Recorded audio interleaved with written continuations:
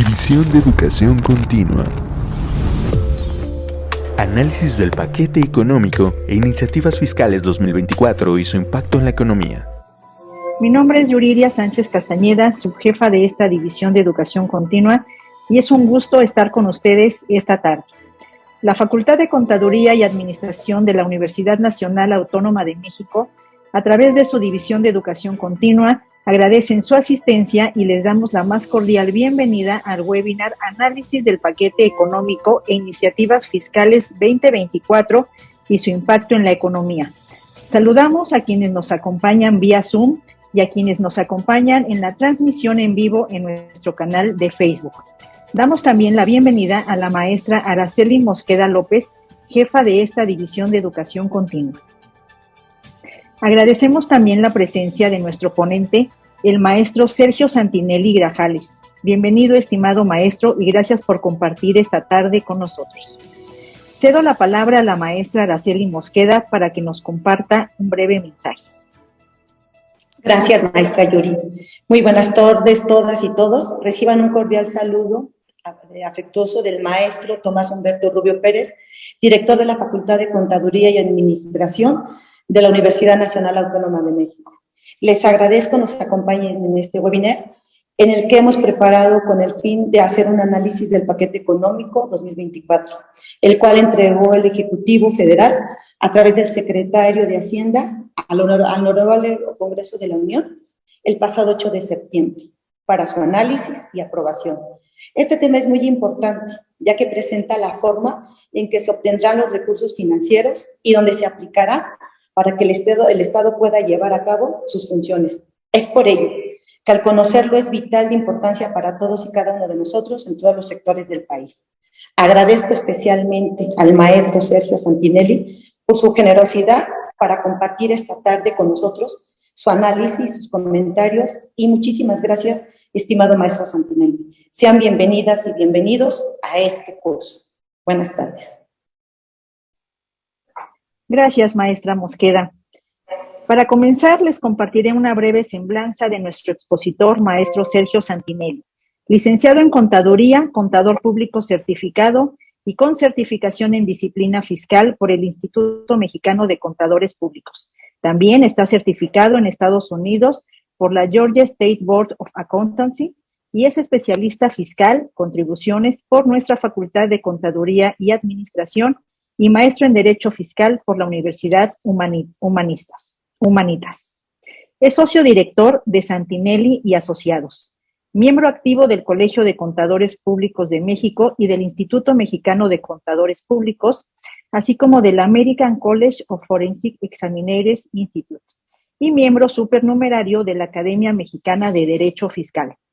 Se ha desempeñado como auditor externo y comisario de diversas empresas nacionales e internacionales, perito contable por parte en juicios de diversa índole, miembro del Consejo Consultivo del IPADE, miembro de la Comisión Fiscal del Consejo Coordinador Empresarial, vicepresidente de la Comisión Fiscal de la Cámara Nacional de Comercio de la Ciudad de México y presidente de la Comisión Asesora Fiscal de la Cámara Nacional de Comercio. Es académico en la especialidad en fiscal en la División de Estudios de Posgrado de nuestra facultad, así como en la Academia Mexicana de Derecho Fiscal y en la Maestría de Administración Tributaria de la Facultad de Contaduría y Administración en la Universidad Autónoma de Yucatán. Es colaborador de la revista Consultorio Fiscal que edita nuestra facultad y expositor distinguido de esta División de Educación Continua. Bienvenido, maestro Santinelli. Recuerden que pueden hacernos llegar sus preguntas a través del chat, quienes estén conectados en Zoom, y del chat del Facebook, quienes nos acompañen en la transmisión en vivo. Las preguntas se responderán al final de la presentación y, si el tiempo lo permite, trataremos de responder a todas. Cedo la palabra al maestro Santinelli. Adelante, maestro, por favor. Muchísimas gracias. Es un placer estar con todos ustedes. Maestra Mosqueda, maestra Sánchez, les agradezco de veras la invitación y la oportunidad que me dan de platicar con todos los elementos que al fin y al cabo participan en esta división de educación continua dentro de la facultad. Y todos aquellos que están interesados en estos ámbitos económicos, fiscales, que son realmente de relevancia, que son muy importantes para todos nosotros. Les agradezco mucho la presentación Y pues vamos a dar comienzo con esta charla, con esta plática que vamos a tener de este paquete económico. Bueno, entonces les decía, estos paquetes, esto que se presentó, tiene repercusiones para todos nosotros en un tema económico, nos va a pegar a los bolsillos. Ahora, las iniciativas que nosotros estamos aquí presentando en la pantalla son las que propuso el gobierno federal. Sin embargo, les comentaba yo que existen unas iniciativas por parte de algunos grupos parlamentarios que están en estudio. Algunas de ellas tienen una posibilidad de pasar, otras definitivamente no, pero siguen estando en estudio y no se han desechado. Al día de hoy, al momento que estamos llevando a cabo este evento, que es el 19 de octubre, todavía no existe una aprobación definitiva. Parte del paquete ya pasó por la Cámara de Diputados y está en estudio en la Cámara de Senadores. Hasta que en un momento dado no pase por la Cámara de Senadores y estos lo aprueben en los años en los que están, no se turnan al Ejecutivo para que fueran publicadas y que puedan tener pues un impacto, una realidad para el año de 2024. En consecuencia, ahorita todo lo que estamos platicando, decíamos, sigue en estudio, parte de ello ya está aprobado, haré los comentarios correspondientes, aunque no totalmente aprobado por todo el Congreso, porque solo han pasado por la Cámara de Diputados. Todavía estamos en los tiempos legislativos, estamos en tiempo de que esto se apruebe, así es que no podemos decir que no vaya a salir a tiempo, seguramente va a salir a tiempo. Y lo último que normalmente se aprueba es el presupuesto de egresos de la Federación.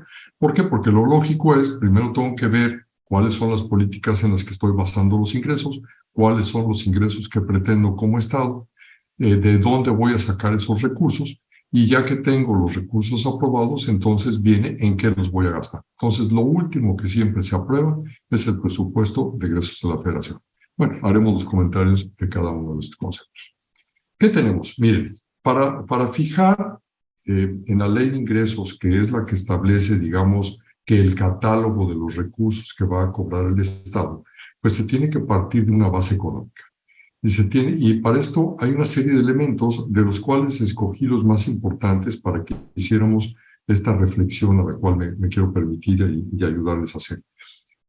Primero, el crecimiento económico. El crecimiento que se está estimando es de un 2.5 al 3.5%.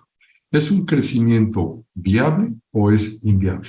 Miren, sin entrar a un tema de un análisis 100% económico, porque además, pues ustedes no me van a dejar mentir, uno a veces hace estimaciones económicas y a lo mejor nos tardamos 20 minutos en hacer la estimación económica y luego nos llevamos 5 semanas en analizar por qué no se cumplieron esas estimaciones económicas.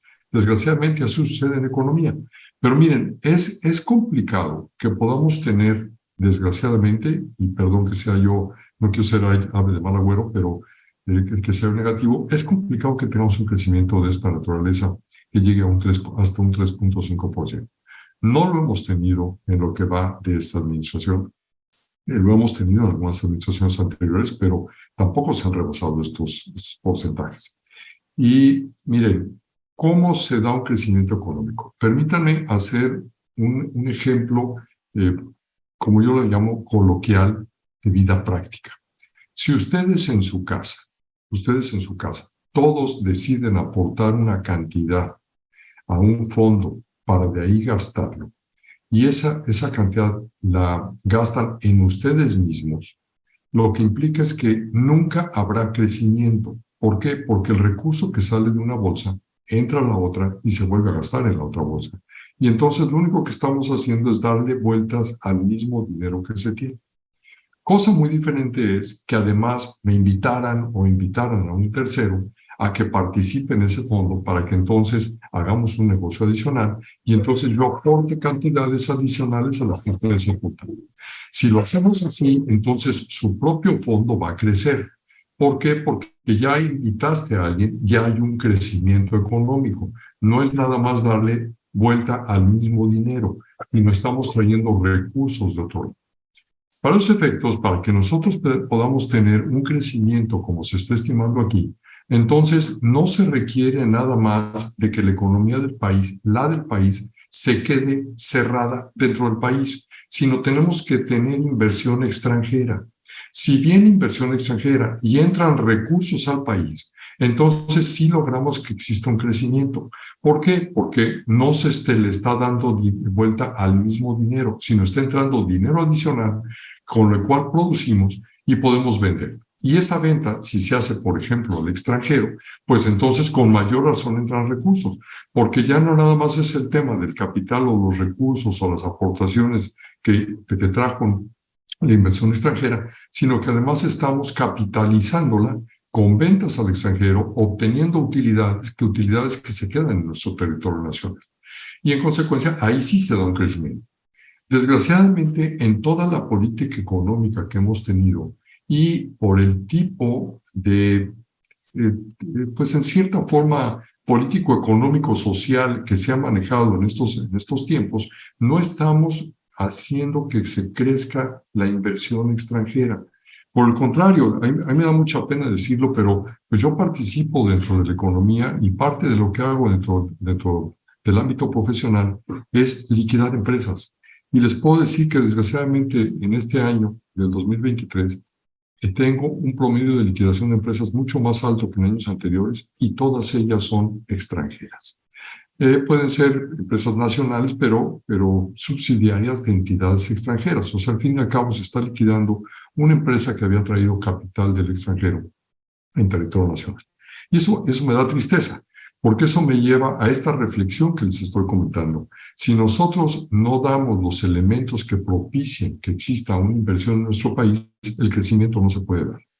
¿Qué pasó? Y ustedes lo saben, se ha manejado en las noticias. Entraba una armadora de vehículos eléctricos al estado de Nuevo León, con pompa también y platillos se mencionó de esa inversión y hoy está suspendida. A decir de esa propia entidad productora de vehículos eléctricos, está suspendida indefinidamente. ¿Y eso por qué se dio?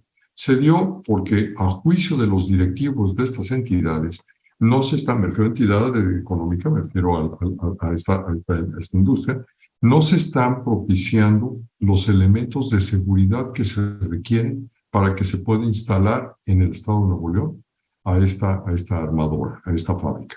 Entonces, ¿eso qué implica? Que ya no entraron recursos. Si no entraron recursos y no hay un crecimiento de la planta productiva, entonces no hay crecimiento de país. Por lo tanto, perdón que lo diga, en todo este paquete económico no se ven políticas que estén permitiendo que realmente hacia el exterior estemos propiciando que existan nuevas inversiones y que en un momento dado nos permitan el crecimiento. Les repito, el hecho de que el dinero se mueva dentro de la economía del propio país sin salir al extranjero no te permite crecimiento. Necesitamos salir al extranjero, necesitamos propuestas que permitan la exportación de nuestros bienes y productos y servicios para que en un momento dado las utilidades se queden en nuestro país y traer capitales del extranjero en donde exista nueva planta productiva, que se creen nuevas fuentes de empleo. Eso sí nos ayudaría con el crecimiento. Sin embargo, bueno, en la política económica se está estimando, les decía yo, del 2.5 al 3.5% de crecimiento. La inflación, segundo punto. ¿Qué tenemos con la inflación? La inflación se está manejando para el rango del 3.8%. Rango del 3.8%. Permítanme decirles, y que si ustedes recuerdan, la inflación del año pasado estuvo en el 7%, arriba del 7%. Y la inflación que llevamos anualizada al mes de septiembre está en el 4.5%. Es decir, por ningún lado estamos en una inflación del 3.8%. Claro, esta es la que se estima para todo el año. ¿Qué quiere decir? Que entonces tendríamos que llegar a que el promedio de la inflación de todos los meses baje en tal medida que nosotros podamos tener el 3.8%. Cuando nosotros hablamos de promedio, déjenme decirles que también es muy peligroso. Es muy peligroso y les voy a poner otro ejemplo que también me parece muy claro. Ustedes pueden ver de repente una piscina o una alberca y esta alberca dice que tiene un promedio de 80 centímetros de profundidad. Y sin embargo, se metió un niño que medía 1,10 y prácticamente el agua le cubría. Y alguien más bajo, pues prácticamente se puede ahogar si no sabe nadar. ¿Por qué? Porque es promedio. ¿Y eso qué quiere decir? Que resulta ser que en la orilla tenía 0.2 centímetros, pero en el centro tenía 3 metros de profundidad. A la hora que sacamos el promedio, 80 centímetros, pues la gente se ahogó. Entonces, cuando nosotros hablamos de inflación, si hablamos de una inflación promedio del 3.8%, para que lleguemos a esa inflación del 3.8%, cuando ahorita en el mes de septiembre, ya anualizada, la tenemos en el 4.5%, eso implicaría que para el año que entra, necesariamente tendríamos que tener una inflación que no pasara de los 3 puntos porcentuales a nivel anualizado, es decir, enero del año siguiente con respecto a enero de 2023, lo cual se ve honestamente complicado. De hecho, los proyectos que se tenían es que el cierre de este año tuviera una inflación máxima del 3.5%. Fíjense, 2023 3.5%, 2024 3.8%. Y sin embargo, hoy no lo hemos podido lograr y de acuerdo con los análisis económicos de las diferentes entidades o casas que se dedican a esto, no ven la posibilidad de que pueda bajar al 4%, ni siquiera al 4% cerrado en lo que resta de este año. Entonces, bueno, ahí está la inflación que se está estimando para el año que entra, 3.8%. No pareciera ser muy viable. Ojalá y así sea, ojalá y así lo tuviéramos. El tipo de cambio al cierre. El tipo de cambio al cierre del 2024 se está estimando en 17.6%. ¿Eso qué quiere decir? Que en principio se estaría manteniendo prácticamente el tipo de cambio que estamos teniendo ahorita. Hemos tenido tipos de cambios del 16%, de 16 pesos, tipo de cambio de 19 pesos. Y aquí se está pensando que para el 2024 sea un tipo de cambio al cierre de 17.6%. ¿Es viable desde el punto de vista económico? Puede ser viable desde el punto de vista económico si en un momento dado se obtienen recursos del extranjero, que eso permita el crecimiento, se queden las utilidades en el país, ya sea por la exportación de bienes o servicios, y en consecuencia sí se podría tener un tipo de cambio estandartes. Hoy por hoy pareciera ficticio el tipo de cambio que tenemos. Si nosotros analizamos la inflación que se tiene en nuestro principal socio comercial, Estados Unidos, y la evaluamos con la inflación que tenemos nosotros, no nos daría ni siquiera ahorita el tipo de cambio del 17 que estamos manejando. Deberíamos estar cercano al 20.4%. Entonces, ¿esto qué impacto tiene? Que entre más bajo esté el tipo de cambio, se sacrifica más las utilidades de las entidades exportadoras. O sea, es un doble juego, permítanme decirlo así. Si en un momento dado yo vendo al extranjero, en dólares, por supuesto, y me pagan, pues me están pagando dólares baratos. Si yo solo estoy importando, efectivamente estoy importando también barato. Entonces tú me podrías decir, o ustedes podrían pensar, bueno, se compensa. No se compensa, porque el hecho de que yo importe barato, pero también exporte barato, quiere decir que las utilidades que se quedan en el país son bajas. Si en un momento dado el tipo de cambio se altera, cambia, entonces el rendimiento que tienen las entidades exportadoras que no necesariamente están importando sus insumos para la producción de los bienes o servicios que exportan, entonces aumentaría el crecimiento económico. Entonces, esto va de la mano, estos tres conceptos van muy de la mano. Y además se le suma un concepto adicional, que es la tasa de interés. La tasa de interés que se está estimando para este año del 2024 es de 9.5%. Obviamente, ustedes saben, estas no son las tasas que en un momento dado se pagan en los créditos, son las tasas de rendimiento que se tienen. Por lo tanto, en los créditos, pues esto puede aumentar, pueden llegar a tener tasas del 40%, por ejemplo, en las tarjetas de crédito, que siempre son las tasas más altas por la forma en la que se calculan los intereses para esas instituciones. Entonces, la tasa de interés estimada es del 9.5%. Esto también que implica que si las tasas de interés no son acordes a lo que se está manejando en otros países, entonces no estamos provocando que haya inversión en nuestro país, aunque sean inversiones pasivas. Entiéndase por inversiones pasivas, estas que se invierten en un pagaré, se invierten en una institución, en un CETE, y dan un rendimiento y no tengo nada que hacer más que haber hecho la inversión. A eso se le llama, en principio interior, inversión pasiva. Digo, hay otras, pero esta es una de ellas. Entonces, la tasa de interés que se está estimando y que se está manejando para los ingresos que se pretenden tener para el próximo año es del 9.5%. Y esto tiene una doble implicación. Obviamente, cuando se hace una estimación de la tasa de interés, nos ayuda al tema del ingreso, pero también nos ayuda con el tema de los egresos. Como ustedes saben, existe algo que se le llama el servicio de la deuda, que son los intereses que se tienen que pagar cuando tenemos como país una deuda. Esos intereses que se manejan, en este caso al 9.5% o un poquito más, tienen que ver con los intereses de la deuda interna, no con los de la deuda externa. La deuda externa no tiene que ver con la tasa de interés que se fija en las políticas o criterios económicos mexicanos, sino los que tengan que ver, en su caso, con el país que nos hubiera prestado como país, ¿no? Entonces, no es exactamente ahí, pero últimamente ayuda a manejar en cierta forma la deuda que se tiene en forma interna para el pago de ese servicio de la deuda, de esos intereses, de esa deuda que se tiene en México. Y el otro elemento que se toma en cuenta es el petróleo. ¿Por qué es importante el petróleo? Porque miren, aquí se está estimando que para el año del 2024 el petróleo se va a vender por barril en $56.7 por barril. $56.7 por barril. Lo cual quiere decir que en las exportaciones que pueda tener México del petróleo, está recuperando $56.7 por cada barril que exporta. Y con base en eso, se puede registrar en la Ley de Ingresos de la Federación un estimado de ingresos por esas exportaciones petroleras. Sin embargo, ¿dónde entra la preocupación? La preocupación entra en que hoy por hoy el barril se está vendiendo en $82. Fíjense lo que dije, se vende en $82 hoy, y sin embargo se está estimando que para el año que entra se vende en 56.7. Luego entonces tenemos un doble efecto en esto. Uno, podríamos decir, oye, pues es que va a bajar, y si va a bajar voy a tener menos recursos de los que voy a tener efectivamente para el 2023. Voy a tener menos en el 24 que los que estoy teniendo en el 23. Y por lo tanto hay mayor sacrificio y en consecuencia necesito endeudarme más como país para poder tener los recursos y aplicarlos al presupuesto de egresos que se está estimando. Esa es una forma de analizarlo.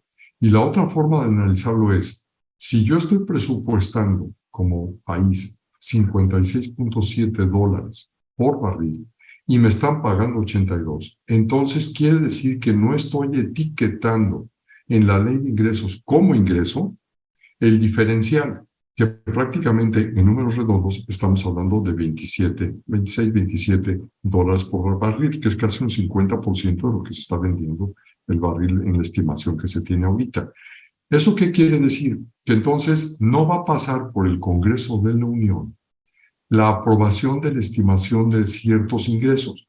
Y esos ingresos sí van a entrar al país. Y si entran al país, ¿se van a gastar en qué? Si no se está presupuestando ese gasto. Entonces, podríamos tener un superávit que desde el punto de vista administrativo federal no se está controlando. No sé si me estoy explicando en esto. Voy a tratar de ser más claro poniéndoles un ejemplo a ustedes. Si en un momento dado ustedes saben que su sueldo es de 20,000 pesos mensuales, por poner un ejemplo, y de repente tienen un bono y jamás le comentan a su esposa, a su esposo, a sus hijos que están teniendo ese bono, quiere decir que el bono ya no pasó al presupuesto familiar. Y entonces o lo ahorran en beneficio de la familia o se lo gastan en forma personal.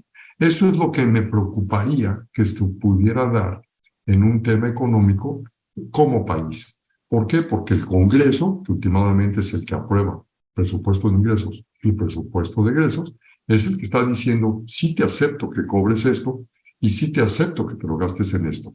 Pero si cobras más, ¿ahora en qué te lo vas a gastar si no va a pasar por mis manos?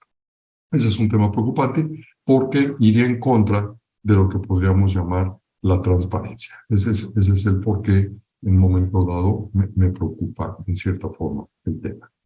Bueno, esas son las políticas o criterios económicos importantes que se han manejado. Y entonces ahora analicemos qué está pasando con el presupuesto en la Ley de Ingresos de la Federación. Primero, ¿qué es la Ley de Ingresos de la Federación para aquellos que no estén muy involucrados en el tema? La Ley de Ingresos de la Federación es precisamente, si me permiten expresarlo también coloquialmente, es el catálogo de recursos que el gobierno federal va a poder cobrar de todos los contribuyentes. O sea, al fin y al cabo, todos pagamos impuestos y, perdón que sea yo tan explícito, dije todos pagamos impuestos, porque muchas veces se dice, no es cierto, los grandes inversionistas o los grandes capitales no pagan impuestos. A ver, el hecho de que vayamos al súper y compremos un gansito, se están pagando impuestos. El hecho de que adquiramos combustible, se están pagando impuestos y además se paga IEPS, se paga IVA. Entonces, siempre hay impuestos que estemos pagando. No necesariamente estamos hablando de impuesto a la renta, porque acuérdense que hay impuestos indirectos. Vamos y compramos un par de zapatos, hay un IVA en ello, y por supuesto, están pagando impuestos. Entonces, todos esos recursos entran a un catálogo. Ese catálogo está dividido en una serie de conceptos. ¿Qué conceptos se tienen ahí? Se tienen impuestos, se tienen contribuciones, se tienen aprovechamientos, se tienen derechos. Entonces, y obviamente ingresos petroleros, ingresos no petroleros, en pocas palabras. El aprovechamiento de bienes de la nación por el público en general, pues todo eso paga impuestos. Un local, por ejemplo, en el aeropuerto, pues paga una contribución adicional a las utilidades, al impuesto a la renta y el IVA que en un momento dado se tenga en su operación habitual. Entonces, todo eso está en ese catálogo de ingresos. Es tan importante la ley de ingresos de la Federación que si en algún año, acéptenme el ejemplo, por favor, si en algún año se les olvidara poner el renglón de impuestos sobre la renta, aunque la ley del impuesto sobre la renta esté en vigor, aunque la ley del impuesto sobre la renta no se hubiese derogado y exista, el gobierno no podría cobrar el impuesto sobre la renta porque tiene que estar autorizado en esta ley de ingresos. Por eso, la importancia de entenderlo. Entonces, este es el catálogo de los ingresos que va a recibir el Estado. ¿Y qué tenemos aquí? Miren, con independencia de que voy a analizar con ustedes los principales rubros, tenemos dos situaciones importantes. La primera es los estímulos fiscales. Los estímulos fiscales que hemos tenido durante el 2023, que son los mismos que tuvimos en el 2022 y que son los mismos que tendremos en el 2024, no están sufriendo absolutamente ningún cambio. Entonces, no me voy a detener en ello. Los estímulos son los mismos. No hay cambio. Sin embargo, ¿en dónde sí tengo cambio? Y ojo, dijimos que no había nuevos impuestos, pero eso no quiere decir que no haya más impuestos. El impuesto a la renta no está cambiando, pero miren, la Ley de Ingresos de la Federación, en su artículo 21, contempla la tasa de retención de intereses que se aplica cuando invertimos dinero en alguna inversión, en algún certificado de depósito, en alguna institución bancaria. Esa tasa de interés paga impuestos sobre la renta. En el 2023, hoy por hoy, el impuesto sobre la renta que está establecido como tasa de retención de los intereses que se ganen es del 0.15%. 0.15%. ¿A cuánto se está yendo en el 2024? Al 1.48%. Piensa el incremento, de 0.15 al 1.48%. Si lo sacáramos en porcentaje, es abismal la cantidad que se está incrementando la tasa de retención. Ahora, ustedes me pueden decir, Sergio, pero es una tasa de retención del 1.48%. Y prácticamente no es nada. A ver, déjame recordarte que la tasa de retención de intereses, este 1.48% que se está autorizando para el 2024, al menos ya por la Cámara de Diputados, y que seguramente va a pasar, esto creo que vaya a pasar en la Cámara de Senadores, se aplica sobre el capital invertido. ¿Escucharon bien? El 1.48% es sobre el capital invertido, no sobre los intereses ganados. Esa es una de las razones por las cuales ustedes seguramente han visto de repente en los estados de cuenta en el que les abonan los intereses y la misma cantidad que les abonaron de interés es la cantidad que les retienen de impuesto a la renta, como si no hubieran ganado nada. ¿Por qué? Porque el 1.48, la retención de los intereses, decíamos, se aplica sobre el monto que invertí. Si yo invertí 10,000, 20,000, 100,000, sobre ese es sobre el que se calcula el 1.48%. Y el resultado que me dé de retención lo comparo contra los intereses que se ganaron. Si los intereses que se ganaron son menores a lo que surge del 1.48 del capital invertido, pues entonces ya estaría yo gravando el capital. Y como lo que grava la ley de impuesto a la renta son eso, renta, utilidades, entonces retienen hasta el monto de los intereses ganados. Esa es la razón. Entonces, si ya lo analizas desde ese punto de vista, el 1.48% es un porcentaje muy alto, porque lo aplico, insisto, sobre los intereses. Perdón, sobre el capital hasta el monto de los intereses, no sobre los intereses. Si fuera sobre los intereses, creo que todos estaríamos tranquilos. Ciertamente los intereses los podemos acumular a mis demás ingresos, y al acumularlos a mis demás ingresos, pues voy a tener un saldo a favor o una cantidad a pagar. Sin embargo, si nosotros analizamos las disposiciones fiscales, también se dice que quienes únicamente reciban intereses pueden no acumular los intereses y considerar el impuesto retenido como impuesto definitivo. Yo les diría, esto no se debe hacer. Creo que a ninguno nos gusta regalar nuestro dinero. Y si al momento de que aplico realmente la tasa de impuesto que me corresponde en el año, me sale un saldo a favor, perdón, no regalen ese dinero. Pidan su devolución. Pidan su devolución. No se vayan a no acumular, no ejerzan la opción de no acumular los intereses. Es importante que lo hagan porque seguramente tendrían un saldo a favor si es el único concepto de ingresos que tienen. Esto sí es un cambio, no lo teníamos, insisto, tan alto para este 2023, entonces reitero, del punto 15 está pasando al 1.48% la retención de los intereses. En relación a los ingresos, a los conceptos, vean ustedes el impacto que estamos teniendo. Mucho se ha manejado por ahí, seguramente ustedes lo han visto en los medios de comunicación, de que para el año que entra se está pensando que se va a tener aproximadamente un incremento en los recursos de un 4%. Miren, es que todo está en función al cristal con el que se miran las cosas. No es lo mismo hablar de un 4% neto porque estoy restando la inflación, a hablar de la variación real o la variación total. El hecho de que haya inflación, eso no implica que no tengamos un incremento adicional, y que no necesariamente el hecho de que haya habido una inflación implica que a nosotros, en nuestros recursos, en nuestros sueldos, en nuestros honorarios, se haya podido repercutir de la misma forma. De hecho, aunque el salario mínimo hubiera aumentado un 20%, el mínimo, eso no quiere decir que a todos nos hubieran aumentado en el sueldo un 20%. Entonces, nunca la repercusión que existe en los ingresos que cada uno de nosotros tenemos corresponde a lo que tiene que ver con la inflación en forma directa. Entonces, miren, ¿cómo está este concepto? Vean ustedes, por favor, el primer renglón. El primer renglón son el total de los ingresos que se pretende que tenga el gobierno para el año siguiente. Por favor, cuidado, todas las cifras que tengo aquí, por razones de espacio, están en millones de pesos. Por lo tanto, estamos hablando de 9,000 billones de pesos que se pretende cobrar para el año que entra. En el 2023, lo que se pretendía cobrar era 8,000 billones de pesos. Entonces, fíjese la variación. La variación son 766,398 millones de pesos.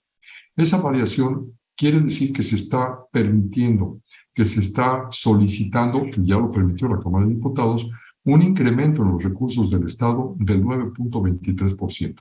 Ese es lo que realmente se está pidiendo. Y el Congreso de la Unión, al menos, insisto, la Cámara de Diputados, ya lo aceptó. 9.23%. La inflación del año pasado fue un 7%. La inflación estimada para este año, decíamos, es del 3.8%. Y ellos hablan, manipulando o dándonos una cifra con un cristal diferente, de que realmente solo se está pidiendo un 4% adicional. ¿Por qué? Porque resta la inflación del año pasado. Pero la realidad es que se está pidiendo un 9.23% de ingresos superiores con respecto al año anterior. ¿De dónde se va a sacar este recurso? Ya decíamos, se supone que no hay nuevos impuestos. Se supone que no hay nuevos impuestos. Solo tenemos este impacto del 1.48, que dentro de esta cantidad que estamos platicando, seguramente no va a pintar. Pero entonces, ¿de dónde vienen los recursos? ¿De dónde viene el incremento? Pues el incremento viene de una serie de conceptos que se graban en forma indirecta y a los que me voy a referir un poquito más adelante. Dentro de ellos está el impuesto sobre la renta. Fíjense el impuesto sobre la renta. Se están pidiendo 2.709.899 millones de pesos para el año de 2024, lo cual representa 197.666 millones de pesos adicionales, que es el 7.86%.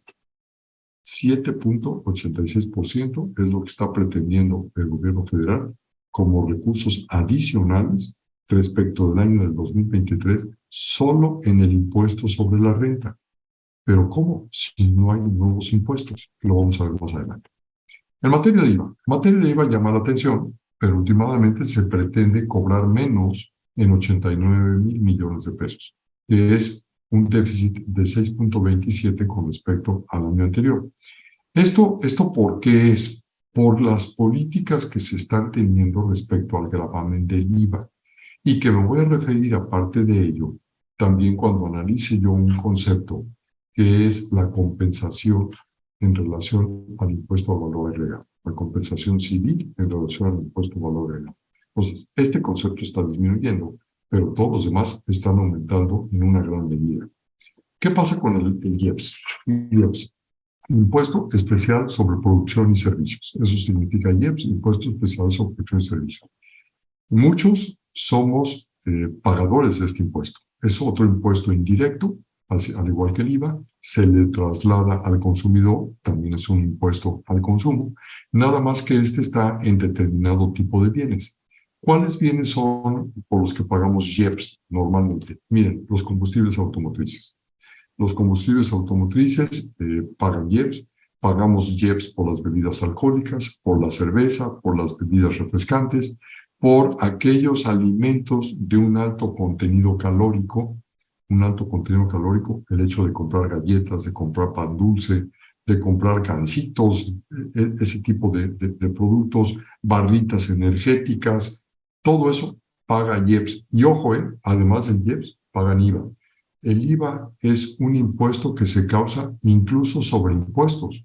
Entonces, cuando tú tienes el precio de un producto, como por ejemplo los cigarros, que también pagan IEPS, el tabaco, los puros pagan IEPS, tú tienes el monto del precio, digamos, del producto, el precio de venta del producto, más el IEPS, y sumas ambos conceptos, y a ambos conceptos le aplicas el IVA. Entonces, fíjate, el IVA se causa no solo sobre el precio del producto, sino también sobre un impuesto que es el IEPS.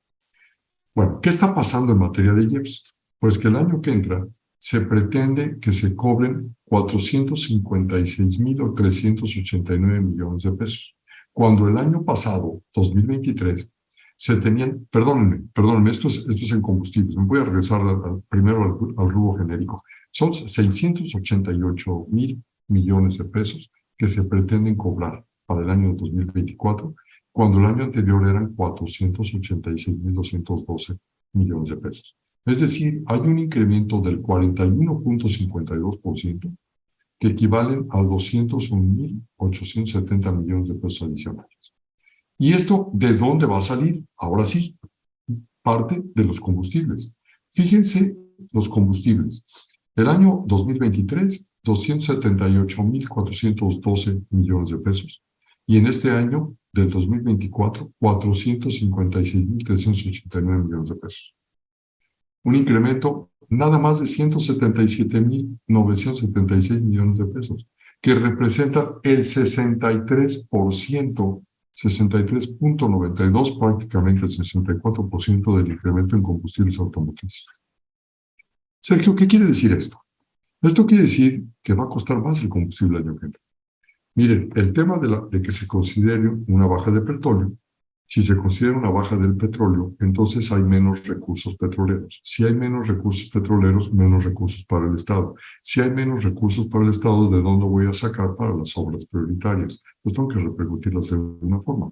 Entonces, parte de lo que se pretende hacer es incrementar el costo de los combustibles. El IEPS en el costo de los combustibles.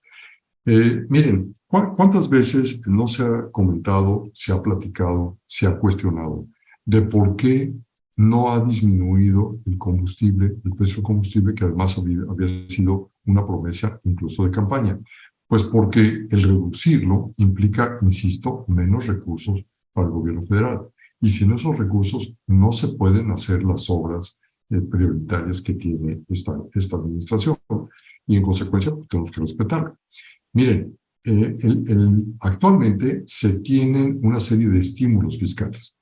Dentro de esos estímulos fiscales está un estímulo precisamente a los combustibles por materia de IEPS.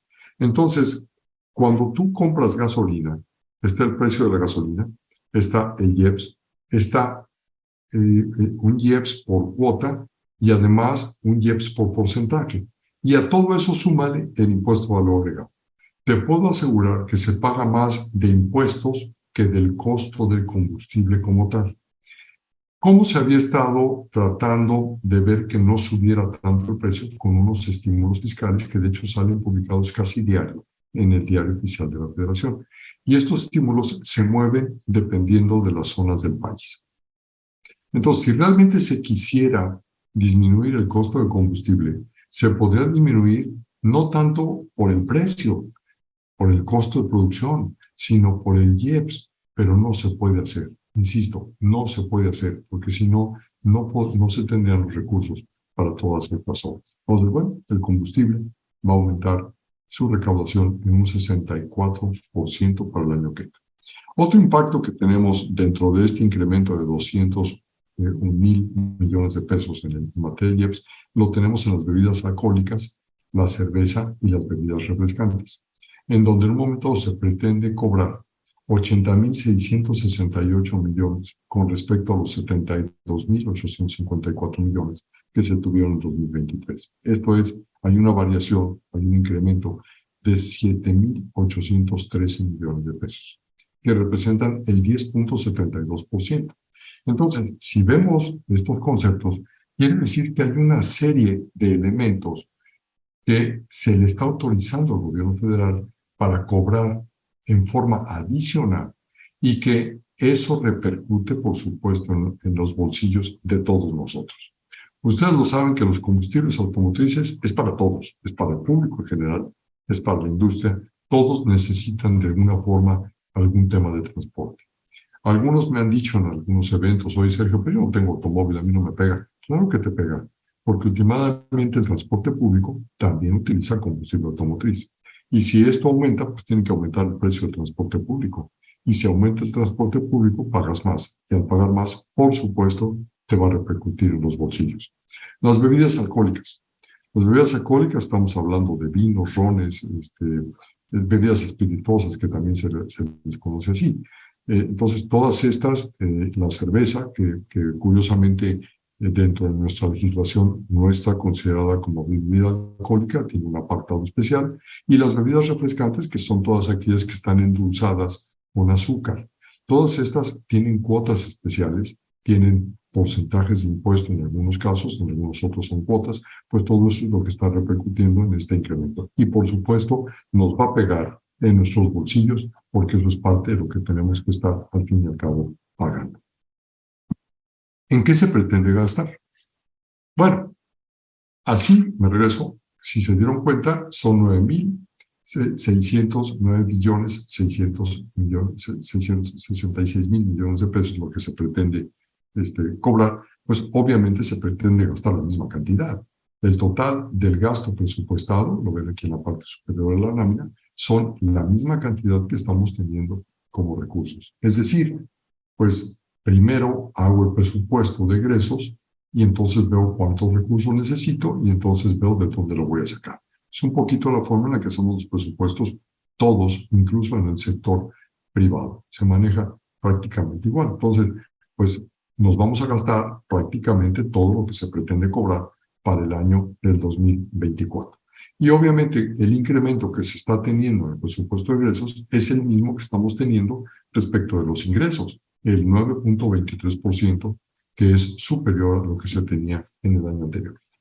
De esos 9,066 millones de pesos, que vienen siendo 9,000 billones de pesos, entonces, ¿en qué vamos a gastar? Fíjense las variaciones que se están teniendo. Obviamente no vamos a entrar a analizar todos y cada uno de los conceptos que tiene el presupuesto de egresos, no nos darían los tiempos y además en algunos de ellos a lo mejor se me aburrirían.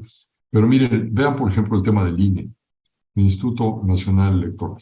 El Instituto Nacional Electoral se están pidiendo 37.770 billones de pesos adicionales, con los que con respecto al año de 2023 representan 17.548.875 adicionales. O sea, es una cantidad impresionante. Es el 87% lo que se pretende entregarle en forma adicional.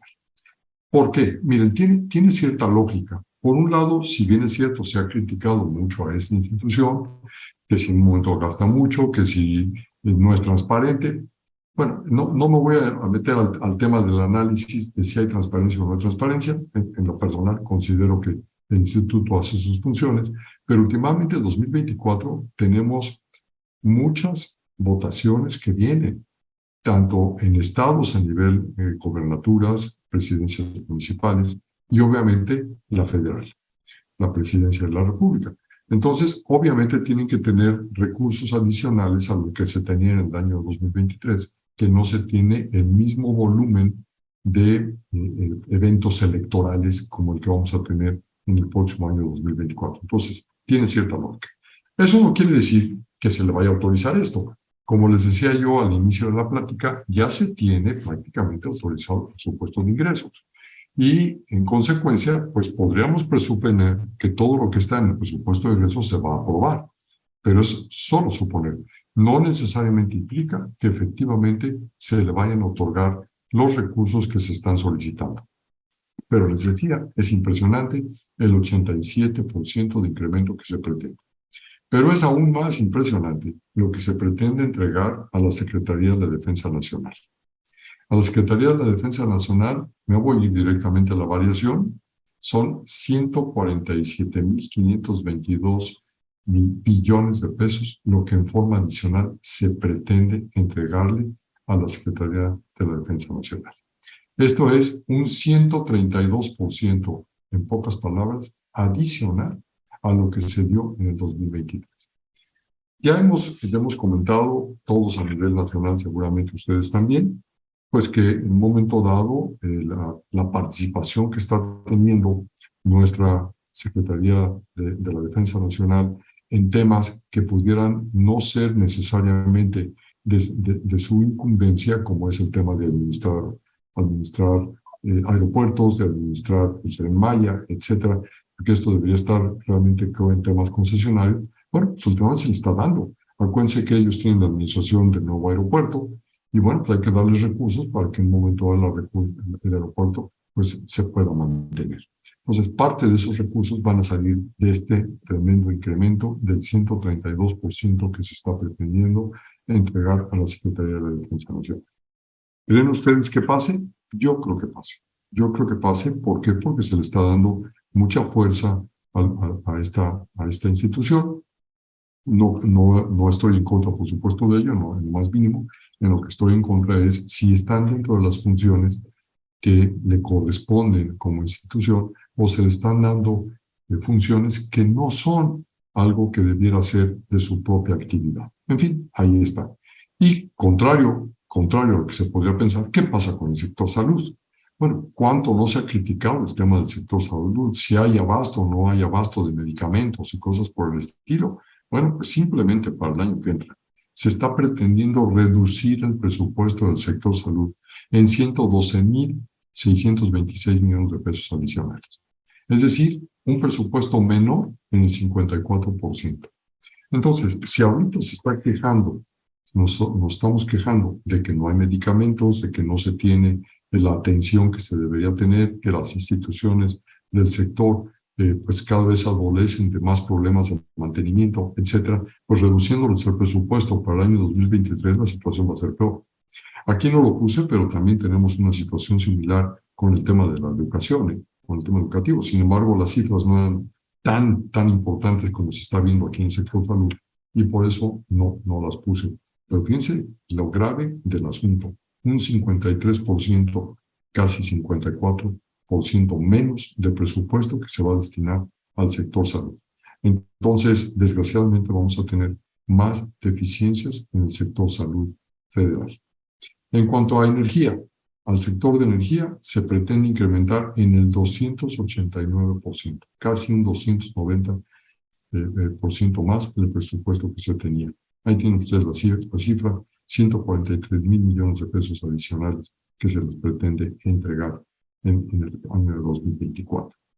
Aquí, por supuesto, está Pemex, que, como ustedes saben, tiene graves problemas económicos, que se le está prácticamente manteniendo, y que estamos regalando petróleo cuando en un momento dado deberíamos estarlo vendiendo. Y bueno, pues desgraciadamente de algún lado tiene que salir, y pues va a salir de todo el bolsillo de todos los mexicanos, que al contribuir con nuestros impuestos, pues apoyamos a que se pueda gastar en esta institución, en esa gran medida. El Seguro Social está pretendiéndose un incremento del 15.46%. Ahí tienen ustedes la cifra del incremento, 180.251 millones de pesos a los meses. Entonces, es cantidades exorbitantes que en un momento se tienen de variación. Los porcentajes están fuera de toda lógica, de no ser, les decía, el tema a lo mejor del INE, por el tema de pues, el número de eventos en los que tendremos que participar como votantes. Pero algo más grave todavía es la deuda pública. Piense la cantidad que se está pretendiendo para el siguiente año. Acuérdense, tenemos 9 mil billones de pesos como ingresos, pues hay 1,000 billones de pesos de gasto público que se está pretendiendo de deuda pública, que en adición a lo del año anterior, pues nos estaban representando esto de 21.64% de incremento o de variación. Es decir, ¿hay más deuda? Sí, se está pidiendo más endeudamiento.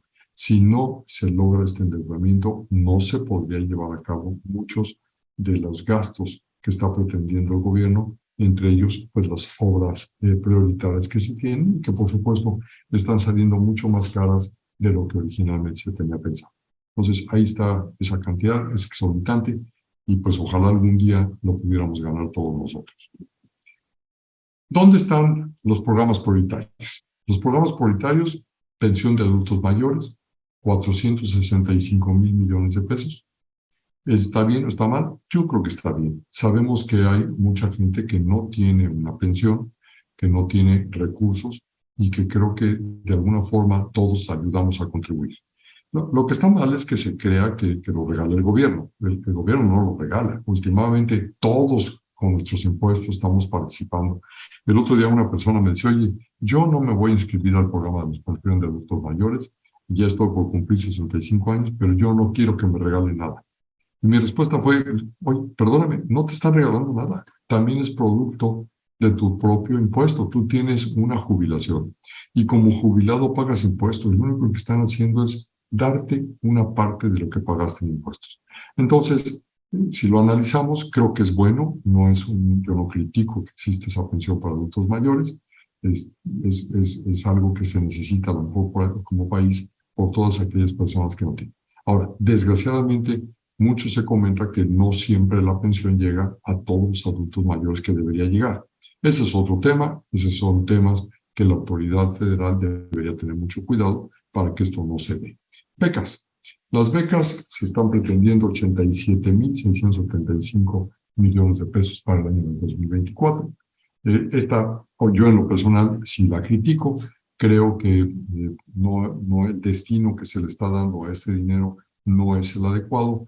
Yo me he encontrado en la vía pública, y lo digo con toda honestidad, gente que platico, que me dicen, oye, pues es que yo prefiero prácticamente tener una beca que poderme estudiar. Entonces, creo que eso sí está mal. Pero bueno, también ahí es un tema de que el gobierno federal se ponga las pilas y que verifique realmente quiénes son los beneficiarios de este tipo de programas. El Tren Maya.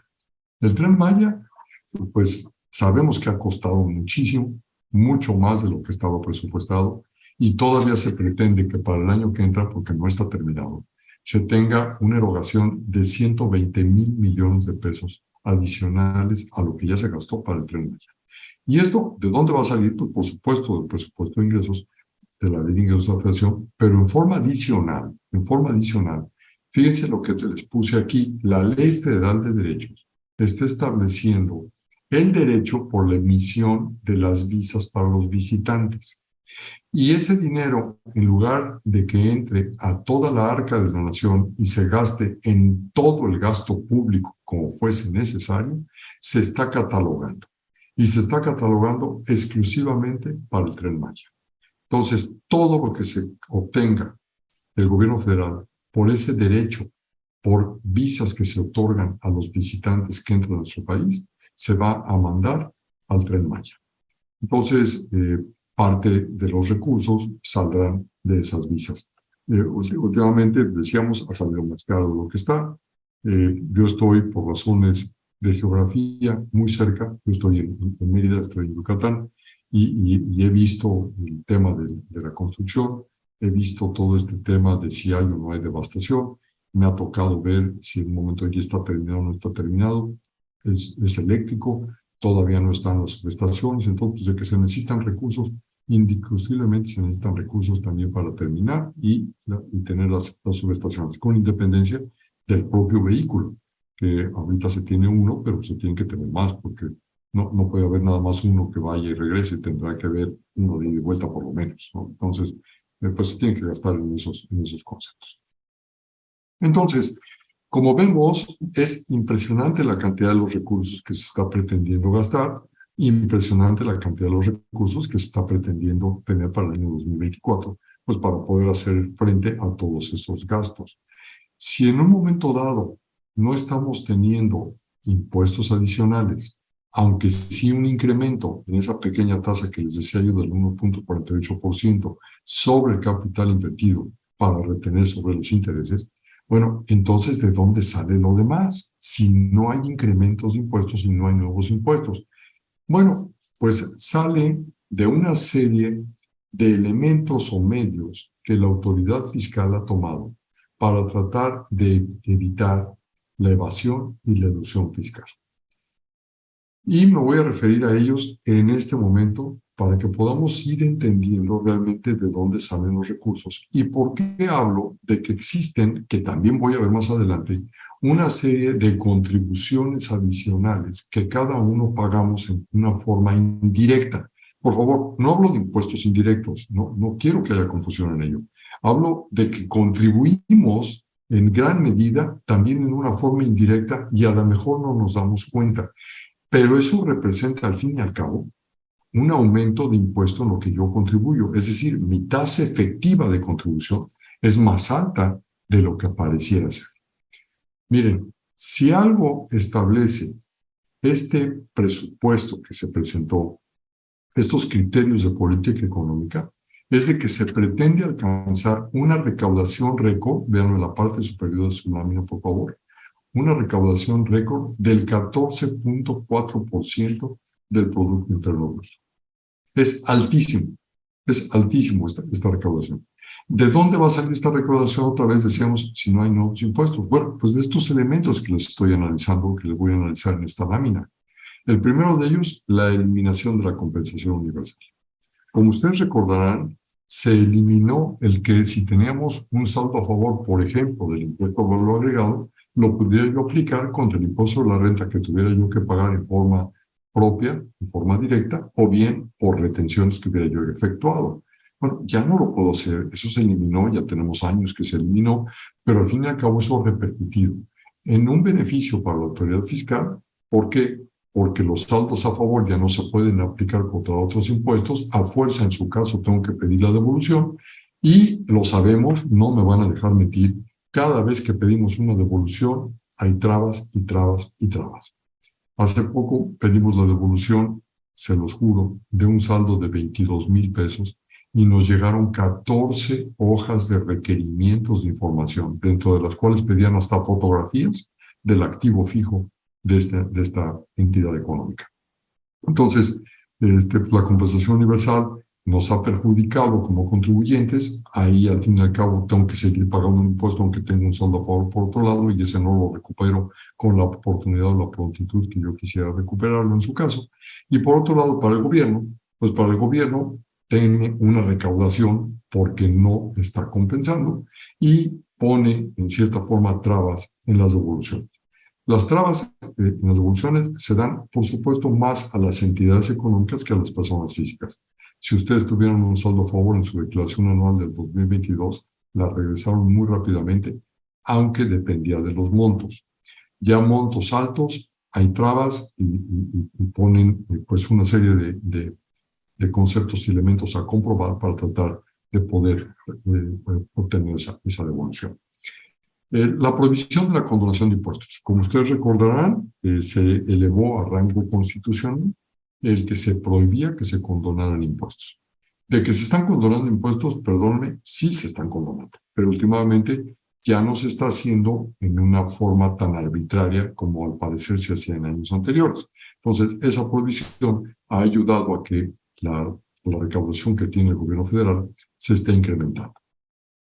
Otras medidas que han tomado es aquellos elementos que utiliza la autoridad para que el contribuyente se considere en riesgo de estar en una evasión o en una elusión fiscal. Es decir, el hecho de que a nosotros nos den a conocer cuál es el porcentaje que deberíamos tener de utilidades con respecto a otros participantes del mismo ramo económico, lo que hace es decirnos en una forma indirecta, estás en riesgo.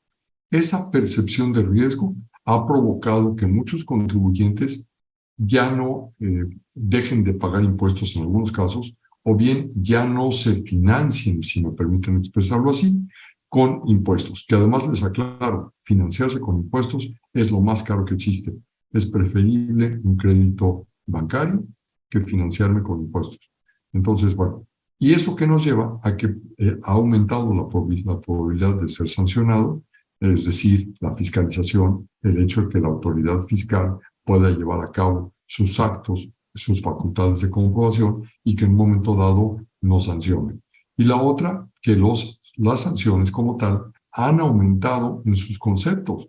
Si ustedes recuerdan, en esta administración se elevó el fraude fiscal a un delito grave, se llevó al tema de delincuencia organizada y en consecuencia, pues ahora es mucho más riesgoso cualquier tema que pueda caer en defraudación fiscal, aunque ésta sea involuntaria, porque a veces se dan fraudes involuntarios. Entonces, bueno, eso son medidas de percepción de riesgo y eso ayuda a que el gobierno federal haya captado más recursos. ¿Qué más? La regla general antiabuso y todo el tema que tenemos de la fusión. Si ustedes recuerdan, se estableció durante esta administración una reforma al Código Fiscal de la Federación, al su artículo 5A del Código Fiscal. Y ese artículo 5A establece la posibilidad de que el gobierno federal pueda no reconocer los efectos fiscales que nosotros le dimos a una operación por considerar que no reúnen los requisitos y que no se tiene una razón de negocio. Si en un momento dado cambiamos de un régimen fiscal a otro que es más benéfico, eso se considera que puede ser un elemento en el cual estamos tratando de evitar solo el pago de un impuesto. Si la autoridad considera que una operación se podría haber alcanzado con menos pasos de los que hicimos, pero hubiera pagado más impuestos, pues entonces puede darle un efecto fiscal diferente. Eso es la regla general de antiabuso, muy someramente explicada, y es el artículo 5A de Código. Entonces, esto provoca entonces que la autoridad pueda tener recursos adicionales. Y en el tema de fusiones, ahora también se estableció de que tenía que haber una razón de negocio para fusionarse. Y si no existe esa razón de negocio, entonces no le dan efectos fiscales a la fusión. Consecuencia, mayor ingreso para el gobierno federal. Entonces, bueno, son reglas que se han establecido durante esta administración y que han ayudado a ello. ¿Qué más? El marco que se ha dado en forma fiscal a la economía digital. Como ustedes recordarán, en esta administración se establecieron los impuestos cuando se utilizan pues las aplicaciones electrónicas para hacer comercio.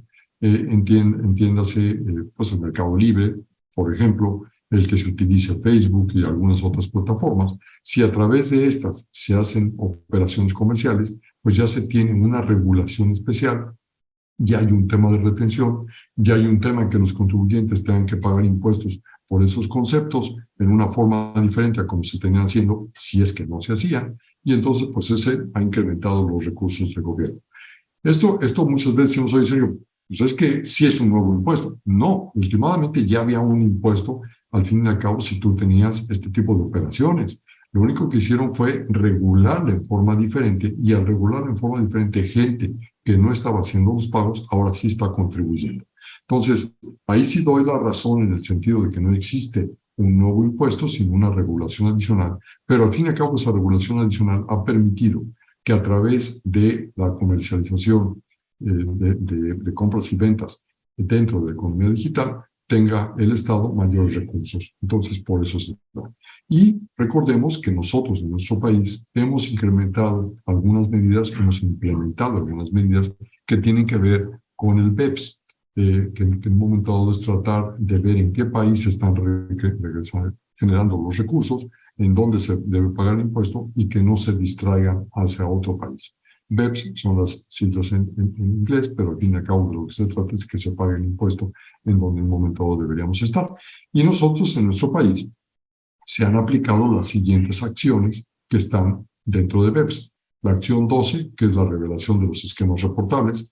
Recordaron ustedes que tuvimos una modificación al Código Fiscal de la Federación en donde se tienen que revelar los esquemas reportables.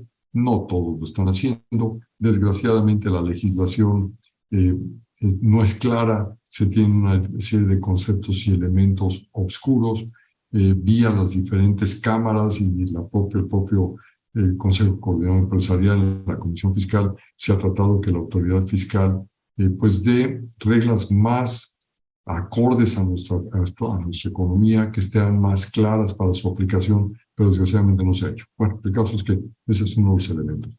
Otro elemento que ha evitado la evasión y la ilusión fiscal es la acción número 2 del BEPS, que se trata de neutralizar los efectos de los mecanismos híbridos. Para aquellos que no recuerden qué son los mecanismos híbridos, es cuando en una operación que se hace entre partes relacionadas entre diferentes países, están las partes relacionadas en diferentes países, es un ingreso para un país que no está gravado y para el que le pagó esa cantidad es una deducción que sí está permitida. Entonces tenemos un doble efecto. Hay una deducción, por tanto, menor pago de impuesto en un país, y el otro país tiene un ingreso que no paga impuesto.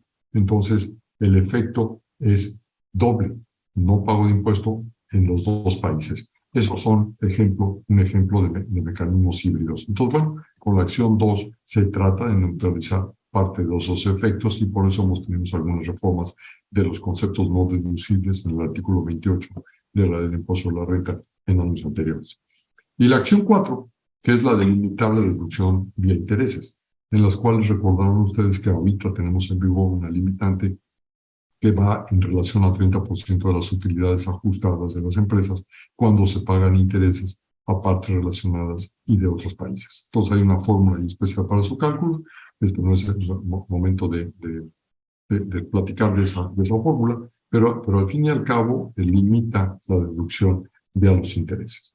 Y entonces estos son algunos de los elementos que toma la autoridad fiscal y por eso ha logrado que existan incrementos en la recaudación y de donde salen en consecuencia los recursos adicionales que se están teniendo para algunos de los gastos que están catalogados en este presupuesto de egresos. Ahora, ¿qué iniciativas se están manejando ahorita? Y que en un momento dado pueden darle mayor recurso al gobierno federal. No están, quiero ser claro en ello, no están ahorita aprobadas. Están todavía en temas de discusión, no se han tocado en los plenos, pero vamos, algunas de ellas se ven propicias para hacerse.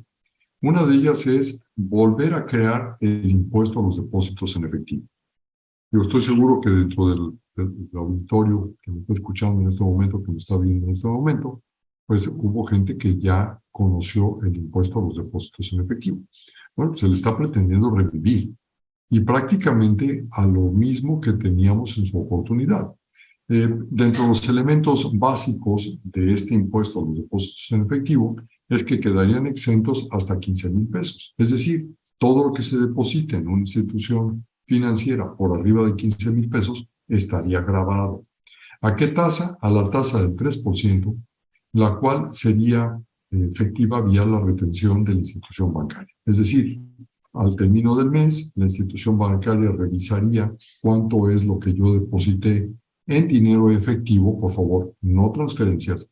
No estoy hablando de transferencias entre cuentas, no estoy hablando de cheques, sino de depositar directamente billetes y monedas a nuestras cuentas bancarias, sean de persona física o de persona moral.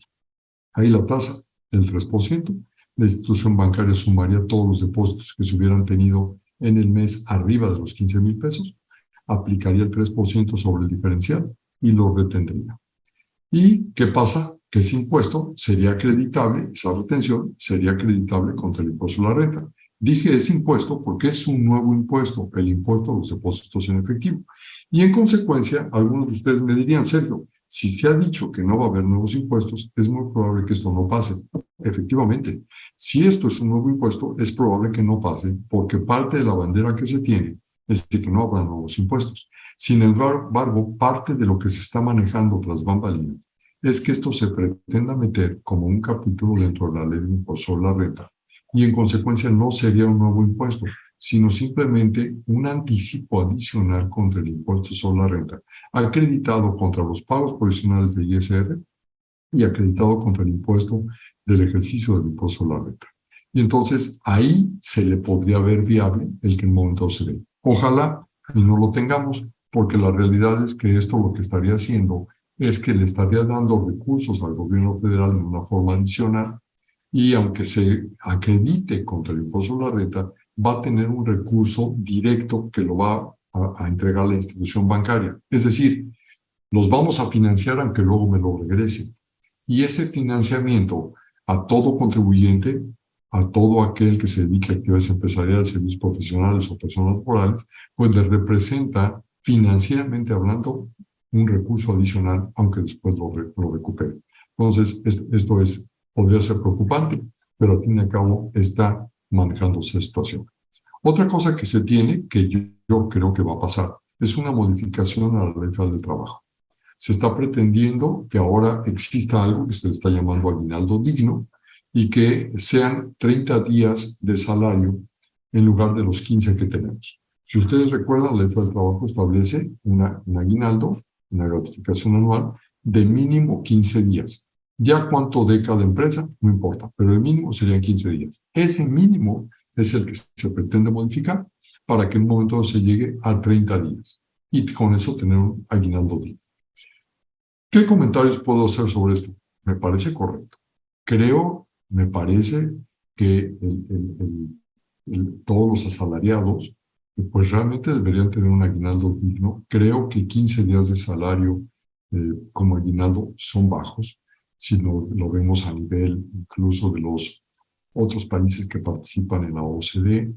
Creo que a nivel internacional hay países que pagan hasta el 45 días de aguinaldo, entonces creo que subirlo a 30 días me parece correcto. Sin embargo, lo que no me parece correcto es de que no se haga una modificación a la ley de impuesto sobre la renta, porque acuérdense que en la ley de impuesto sobre la renta tenemos un tope para las exenciones y tratándose del aguinaldo son 30 días de UMA, lo cual es una cantidad bajísima.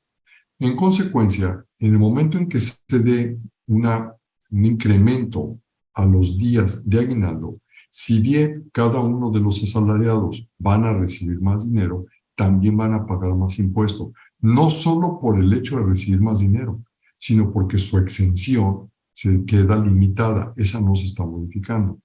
Y aparte, quiero recordarles, aunque lo voy a ver también en esas contribuciones indirectas a las que me he referido, que los patrones, cuando pagan una cantidad que representa un ingreso de los trabajadores y que ese ingreso está exento para los trabajadores, para el patrón una parte no es deducible, que depende de las prestaciones que dé, en un 43 o un 57%, pero bueno, esa cantidad que no es deducible al fin y al cabo representa una sobre tasación respecto del impuesto que pagan las personas morales o las personas físicas cuando tienen asalariados.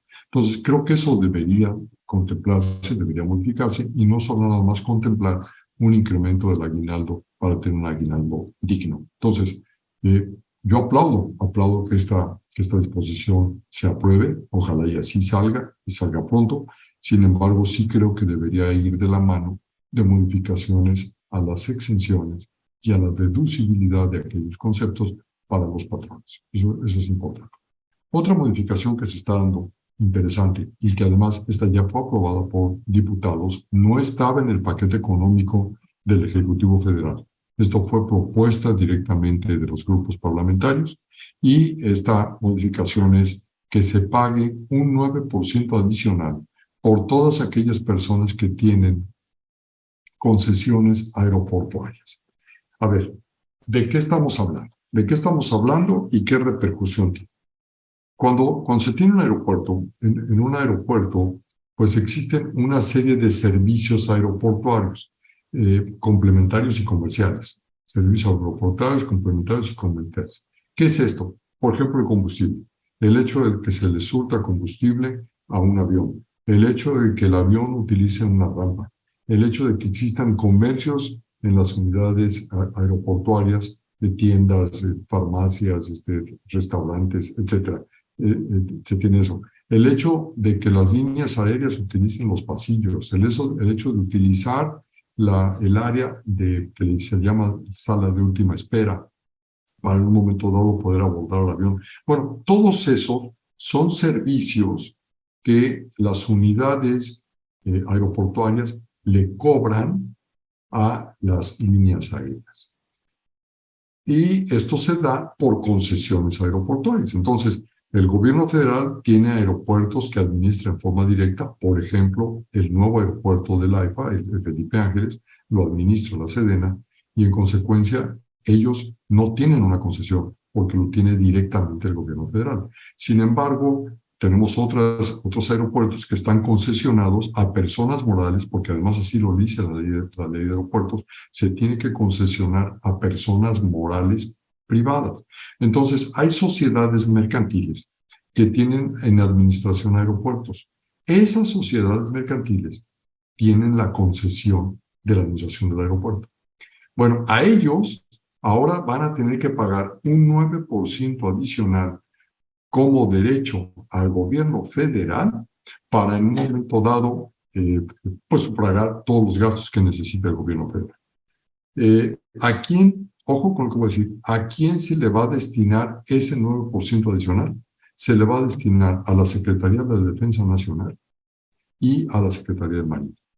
¿Para qué? Para que ellos utilicen esos recursos en la administración de los aeropuertos que tienen a su cargo y de los puertos que tienen a su cargo. Entonces, ¿qué va a pasar con esto?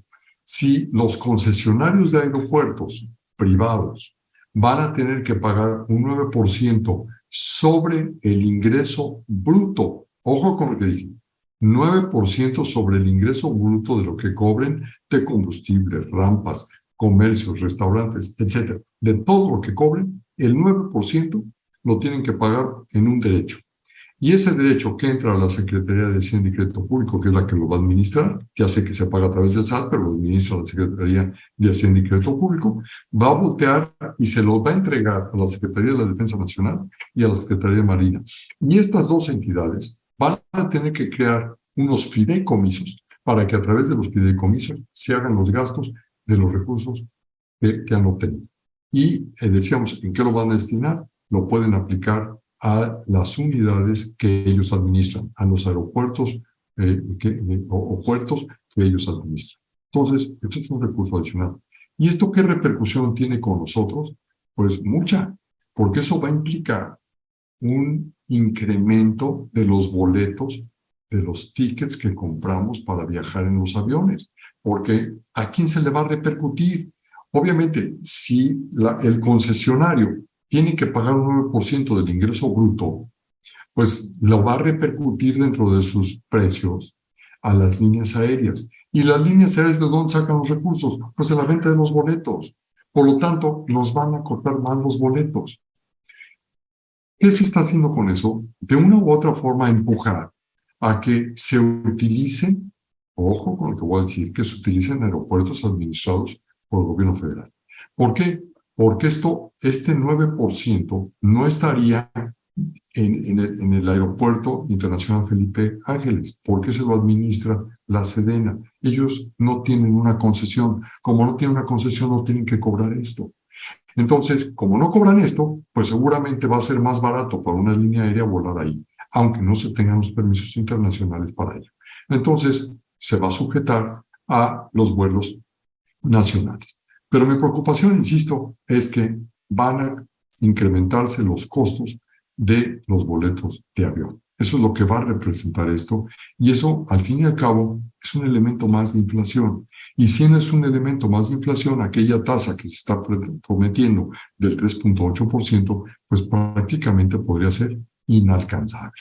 Entonces, desgraciadamente así está. De hecho, esto ya está aprobado en diputados, ya se turnó a senadores. Vamos a esperar a ver qué pasa el día de mañana en senadores, que es uno de los plazos que se tiene para esta aprobación.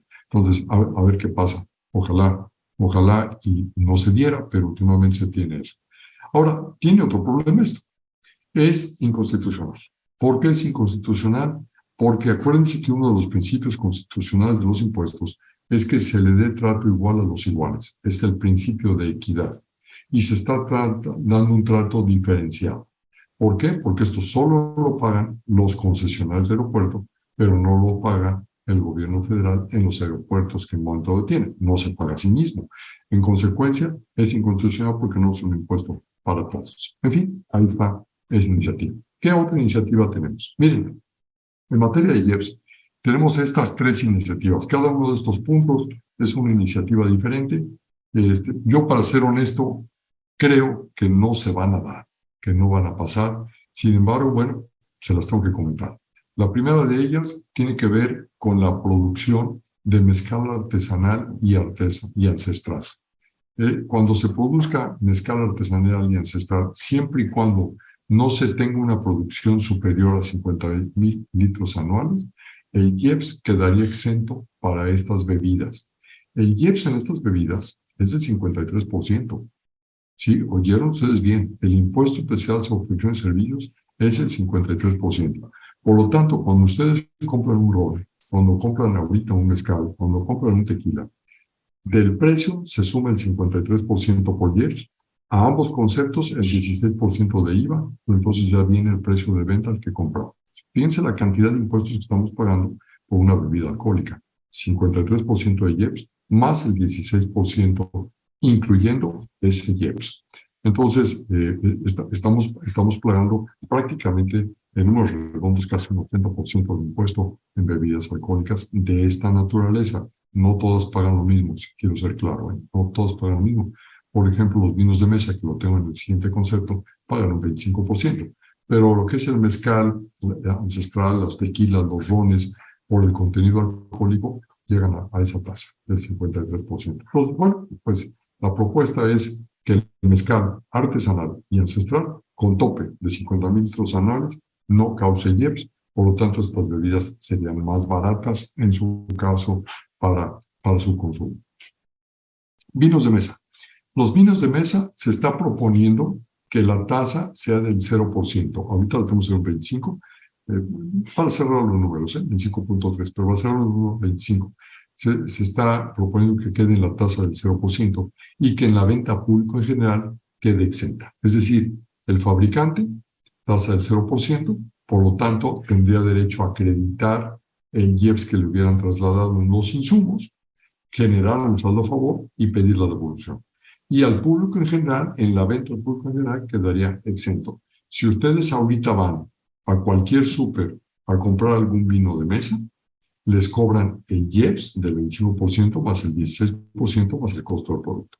Entonces, obviamente, esto también traería un beneficio en cierta forma en cuanto a su disminución. Miren, el IEPS es un impuesto que se utiliza como una medida para evitar el consumo en muchos casos. Se le conoce como un fin extrafiscal, tratar de evitar el consumo. Entonces, el hecho de que haya impuestos tan altos como los tabacos, el 100% de impuesto de IEPS, más el IVA, pues obviamente esto lo que implica es tratar de evitar que la gente los consuma. La realidad es que sabemos que no se evita. el que quiere consumir bebidas alcohólicas, el que quiere fumar, le incrementan el precio, dice que no va a fumar y a las 2 semanas siguientes ya está fumando de nuevo. Y pasa lo mismo con los vinos de mesa. Sin embargo, lo que me parece medio ridículo, y perdón que así lo diga, es el motivo, la exposición de motivos que lleva a exentar al público en general la venta de los vinos de mesa y la tasa del 0% para el fabricante o productor. Y es que no es para que crezca la producción, para dar un incentivo a los productores de vinos en nuestro país, lo cual sería maravilloso, sino es porque se considera que el vino de mesa es un alimento. Como el vino proviene de la uva y la uva es un alimento para el ser humano, entonces debe ponerse a la tasa del 0% porque es un gran alimento. Entonces, si esto se da así, y aunque no se dé, la próxima vez que lleguen con un poquito pasado de copas por haber consumido vino y les reclame la esposa, díganle por favor que no están borrachos, simplemente se alimentaron. ¿Por qué? Porque el vino de mesa es alimento. Otra disposición que se está en estudio es el destinar la recaudación que se tenga por materia de IEPS en bebidas alcohólicas y cerveza, en tabacos labrados, en las bebidas energizantes, en las bebidas saborizantes y en los alimentos no básicos con alto contenido calórico, las barritas energéticas, ese tipo de cosas. Bueno, pues todo eso que se destine totalmente a la salud pública. Miren, esto tendría lógica si estamos partiendo de la base de que se le hizo una reducción al sector salud. Entonces, si se le hace una reducción al sector salud, pero se siguen vendiendo estas bebidas o estos conceptos que están grabados por la ley IEPS, y eso se destina al sector salud, bueno, pues ayudaría a sufragar los gastos del mismo, ya que le dieron menos presupuesto. Sin embargo, si lo vemos en un contexto general, todo esto, aunque se le catalogara para salud pública, lo único que implicaría es que no le darían más de lo que esté autorizado en el presupuesto de egresos. En consecuencia, lo que no dé de otros conceptos de ingresos lo van a destinar a otros gastos o otras unidades que lo requieran. Entonces, bueno, desgraciadamente así está. Yo en lo personal, honestamente se los digo, no creo que ninguna de estas iniciativas pase, pero bueno, se las voy a conocer. Ojalá y tuviéramos algo. ¿Qué otra cosa tenemos que está provocando impuestos, en cierta forma, contribuciones indirectas? Miren, salió una jurisprudencia reciente, del año 2023, publicada el 25 de mayo de 2023, que en materia administrativa establece que el impuesto al valor agregado que nos hubieran trasladado y que hubiéramos pagado, subrayo, pagado vía compensación, no es acreditable. A ver, voy a tratar de explicarlo en otra forma. Cuando coloquialmente decimos, yo te vendo, no sé, una computadora y tú al mismo tiempo me estás permitiendo el uso o goce de un inmueble, es decir, te debo arrendamiento, podemos compensar. Muchas veces decimos, oye, coloquialmente, vamos a netear. Tú me debes, yo te debo, neteamos la operación y ni tú me debes ni yo te debo. Eso desde el punto de vista fiscal, hasta antes de esta jurisprudencia, ¿qué implicaba? Tú ya cobraste, yo ya cobré. Si tú ya cobraste, entonces tienes un impuesto a cargo por impuesto de valor agregado. Pero como yo ya cobré, ya también pagaste. Y por lo tanto tienes un impuesto de valor acreditable. Luego entonces, impuesto cobrado menos el acreditable, pagas la diferencia. Si en un momento dado fue más lo que compensaste, tuviste que haber dado una cantidad, podrías tener un saldo a favor. Pero últimamente se compensa la operación. ¿Hay repercusión para el fisco federal? No. ¿Hay sangrado, por así decirlo, para el fisco federal, para la recaudación? No, porque últimamente se dan los dos efectos. Hay un cobro, por lo tanto causación. Hay un pago, por lo tanto hay acreditamiento. Y es lo mismo que si tú me hubieras dado el cheque, yo lo deposito, te doy mi cheque, tú lo depositas. Los efectos son exactamente iguales. Tienes un impuesto a cargo, tienes un impuesto acreditable. Tengo un impuesto a cargo, tengo un impuesto acreditable. Eso es lo que sucede en una compensación. Sin embargo, resulta ser que la autoridad fiscal lo entendió diferente. Y entonces hubo juicios en donde unos colegiados de circuito dijeron que el impuesto de valor agregado que provenía de una compensación sí era acreditable, y otro colegiado de circuito dijo que no era acreditable.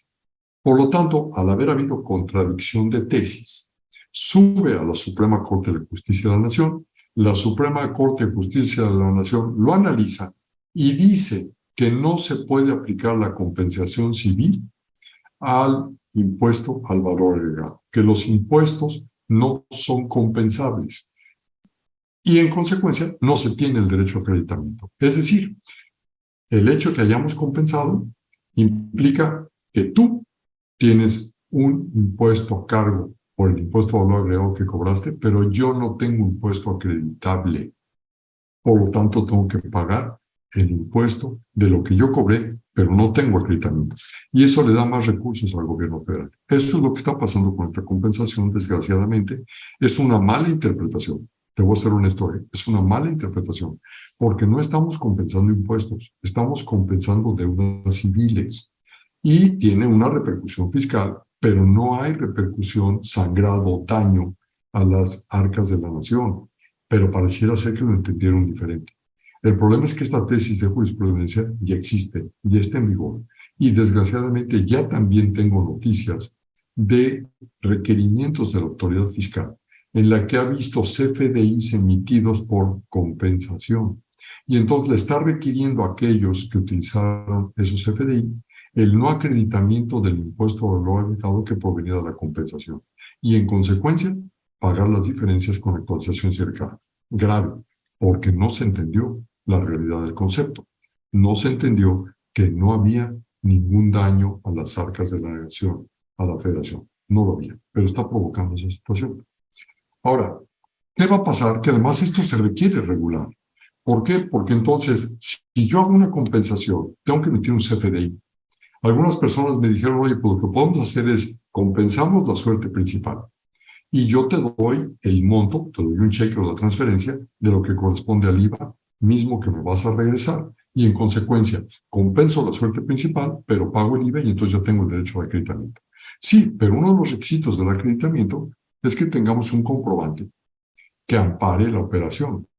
Y en el medio de pago, si ustedes recuerdan el CFDI y los pagos, cuando tienes varias formas de pagar la deuda, tienes que utilizar aquella en la que los recursos son mayores.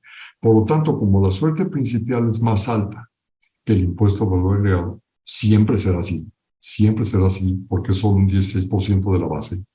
Entonces, tú tienes que pedir el CFDI por compensación. En consecuencia, para la autoridad fiscal, el IVA no está pagado. ¿Qué tendríamos que tener? Una modificación para complicar más los CFDI. Y entonces hacer un CFDI por la suerte principal y un CFDI por el IVA que se pagó en efectivo, transferencia de fondos, lo que haya sido. Creo que esto es una situación que debería regularse, al menos vía resolución miscelánea, pero honestamente no creo que se vaya a hacer en breve. ¿Por qué? Porque esto le representa ingresos al gobierno federal. El no acreditamiento, ingresos al gobierno federal.